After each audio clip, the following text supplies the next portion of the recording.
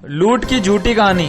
अजमेर में 15 जुलाई को रामगंज थाना क्षेत्र के एचएमटी इलाके में मुनीम के साथ हुई लूट की वारदात का हुआ खुलासा।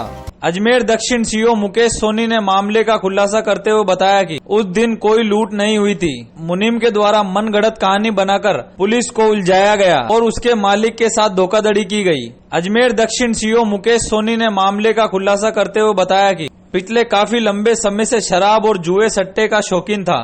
वहीं पुलिस को गुमराह करने और झूठी कहानी बनाकर बेवजह परेशान करने का मामला दर्ज कर पड़ताल शुरू कर दी। साथ ही अभी तक मालिक के द्वारा मुनीम के खिलाफ कोई शिकायत नहीं दी गई। वहीं पुलिस द्वारा आयकर विभाग को भी नकदी के संबंध में सूचित कर दिया गया। वह आगे का अनुसंधान जारी है। 15 तारीख को दिन के अंतर्गत हमें सूचना मिली थी कि एचएमटी रोड के ऊपर किसी व्यक्ति की कार के अंतर्गत जो 55 लाख रुपए रखे हुए थे, 2 लुटेरे आए और उन्होंने चोरी करके उसको झगड़े के बहाने करके और उन पैसों को चोरी करके ले गए। इसके ऊपर सीआई साहब, मैं, एसपी साहब, एडिशनल एसपी साहब सभी वहाँ पर मौके पे थे। मौके पर चीज़ों के साक्ष्य और एकत्रित किए, उनके दिशा निर्देशन में हमने कार्रवाई करनी शुरू की। तो इस कार्रवाई को करते करते हमने आसपास के सीसीटीवी फुटेज खंगाले, उनके घर पे बात की, परिवादी के आसपास के और सीसीटीवी फुटेज देखे। अलग अलग टीमें गठित की गई जो केवल इनके ऊपर काम करे।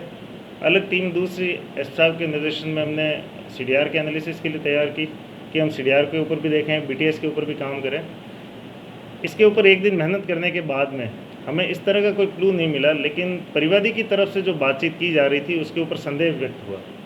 चूँकि इसी दौरान परिवादी के साथ भी कई सारी बातचीत हुई और परिवादी के बारे में व्यक्तिगत रूप से जब मालूमात किया गया तो पता चला कि वो आतंक शराबी हैं और जुए सट्टे का काम पिछले काफ़ी टाइम से कर रहा है और 17-18 साल से शायद जुए सट्टे का काम कर रहा है और खुद भी पैसे लगाता है और खुद लेके किसी अपने आकाओं को या अपने मालिकों को देता हुआ। ऐसा संज्ञान में है कि 4-5 महीने पहले से उसके पास काफ़ी मात्रा में पैसे पड़े थे, लगभग 75 लाख रुपए के आसपास, और उसमें से 55 लाख रुपए वो जुए सट्टे के अंतर्गत हार गया।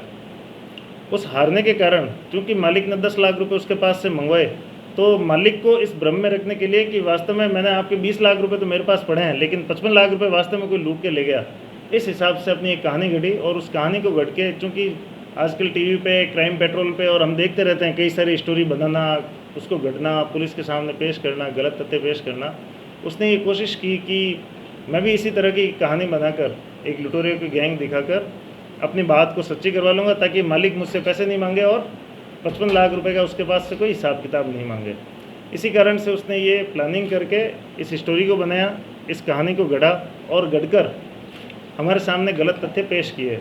चूँकि अनुसंधान के दौरान हमें ये तथ्य प्रकाश में आया कि उसके मालिक जिसने उसको पैसे दिए थे उसने तो 9,95,000 रुपये मंगवाए थे, और चूंकि 9,95,000 रुपये ही मंगवाए थे तो 55 लाख रुपए लेके घर से क्यों निकला। तो हमें एक बहुत बड़ा क्लू मिला। उसके ऊपर अनुसंधान किया, परिवादी को और उनके जो दुकान के मैनेजर हैं, मालिक हैं, उनको आमने सामने किया तो ये तथ्य जो मैं आपको बता रहा हूँ ये सामने आ गया। और पूछताछ जारी है, पैसों के संबंध में और अनुसंधान किया जाएगा और इस संबंध में आयकर विभाग को भी लिख के भेजेंगे कि इस तरह के जो कैश का मूवमेंट हुआ है वो किस कारण से हुआ है, किस तरह से हुआ है, इसमें और किस किस की संलिप्तता रही है कि इस झूठ को बनाकर, इस स्टोरी को बनाकर लोगों के सामने रखा जाए। सर, जिस तरह से आपने बताया 75 लाख रुपए, तो ये 75 लाख रुपए ये कहाँ से लाया था? ये वो भी मालिक के ही थे? परिवादी ने अभी तक तो यही बताया है कि ये उसके मालिक के पैसे थे और मालिक भी यही बता रहे हैं कि हमारे पैसे थे, लेकिन इसके ऊपर चूँकि हमारा कार्य 55 लाख रुपए के बारे में अनुसंधान करना था कि अगर कोई किसी ने चोरी की है तो क्या की है। अब इसके ऊपर विविध जो नियमानुसार कार्रवाई होगी वो करेंगे। तो इसमें कहीं ना कहीं क्रिकेट सट्टे की इन्वॉल्वमेंट तो है सर? क्रिकेट सट्टा जी, उसने ये स्वीकार किया है कि वो लॉकडाउन से पहले उसने क्रिकेट के सट्टे लगाता था। चूँकि 15-17 साल से वो ये काम कर रहा है और अपने मालिक के पैसे भी अपने पास रखता था, चाहे दुकान के हो चाहे दूसरे तरीके से हो। तो अभी तक ये संज्ञान में आया कि मालिक के पैसे उसके पास रहते थे और उसने इन सब चीज़ों में जुए सट्टे में इनको खर्च कर दिया। सर, अब इस प्रकरण में पुलिस क्या कर रही है? वर्तमान में तो ये खुलासा करना, और हमारे लिए भी राहत भरी खबर ये है कि हमने अपनी 5-6 टीमें, सीआई साहब दिन रात एक कर लिया, एसपी साहब बिल्कुल लगातार इसके ऊपर रिपोर्टिंग कर रहे थे और एडिशनल एसपी साहब ने खुद ने 3-4 बार विजिट कर ली। तो हमारे लिए तो राहत भरी खबर ये है और राहत भरी सांस हम ले पा रहे हैं कि एक बार हम शांत तो हो गए कम से कम कि चलो लूट या चोरी जैसी घटना नहीं है। इसके बारे में और हम आगे कार्रवाई करेंगे। जो मुस्तगिस हैं उसके विरुद्ध 182 200 वगैरह के तहत कार्रवाई भी करेंगे। और अन्य और जो इस घटनाक्रम को झूठा मनगढ़ंत बनाने की कोशिश जिन लोगों ने की है, जो इन्वॉल्व रहा है, उनके विरुद्ध विभागीय कार्रवाई के लिए भी लिखा जाएगा और उनके विरुद्ध नियमानुसार कानूनी कार्रवाई भी की जाएगी। ये सारे घटनाक्रम में क्या और भी लोग इसका षड्यंत्र में शामिल है कि जिस तरह से इसने ये जो अनुसंधान जारी है इसके ऊपर, और कोई बात होगी तो आपके सामने बताएंगे। मालिक भी परिवादी के साथ सट्टा खेलता था क्या? इस संबंध में कोई तथ्य अभी सामने नहीं है। थोड़ा सटोरिया है। क्या नाम सर, अनिल अरोड़ा और सुनील अरोड़ा। तो सर ये जो लूट की वारदात मनगढ़ंत थी या हुई थी या नाट्य घटनाक्रम था, क्या था? ये नाट्य घटनाक्रम था, चूँकि इनके आका है वो खुद बड़े सटोरिये रहे हुए हैं, सुनील अरोड़ा और अनिल अरोड़ा, जिनके आपने नाम सुने होंगे। तो शोरूम भी चलाते हैं और दूसरे इन शोरूम के आड़ में दूसरे काम भी करते हैं।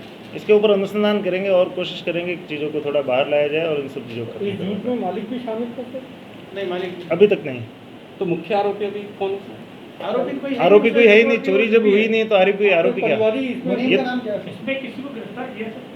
नहीं, झूठी सूचना देने पर कार्रवाई? झूठी सूचना देने पर ही कार्रवाई है। मैं आपके सामने वापस स्पष्ट कर देता हूँ कि चोरी जैसी कोई घटना हुई ही नहीं है। क्योंकि घटना ही नहीं हुई है तो कोई मुलजिम तो है ही नहीं। तो ये मुकदमा फॉल्स मुकदमा उनके द्वारा दर्ज कराया गया, गलत तथ्यों के आधार पर कराया गया, गलत जानकारी देकर करवाया गया, जिसमें पुलिस की काफ़ी एनर्जी उन्होंने खराब की। कैलाश राव को तो गिरफ्तार किया जाएगा? नहीं, कैलाश को गिरफ्तार नहीं किया किसी को गया। गिरफ्तार नहीं किया गया? नहीं, सर झूठी सूचना दी, पुलिस को परेशान किया। उसके विरुद्ध कानूनी कार्रवाई 182 211 का इस्तेगासा कोर्ट में पेश होता है, वो पेश किया जाएगा। और भी इस संबंध में और कोई कानूनी कार्रवाई कर पाते हैं तो हम करेंगे। नकदी वगैरह बरामद? नकदी वगैरह कोई बरामदगी, जब चोरी नहीं हुई तो बरामदगी का तो प्रश्न ही नहीं है। ठीक है, हाँ, वो चूंकि इतना बड़ा अमाउंट के बारे में उसने बात की, किस तरह का लेन देन करता रहा है, तो हम आयकर विभाग को भी लिख के भेज देंगे और संबंधित जो भी विभाग है, सेल टैक्स वगैरह, उनको लिख के भेज देंगे कि भाई इस तरह से हमारे सामने ये खबर है, ये किस तरह के पैसों का लेन देन होता है।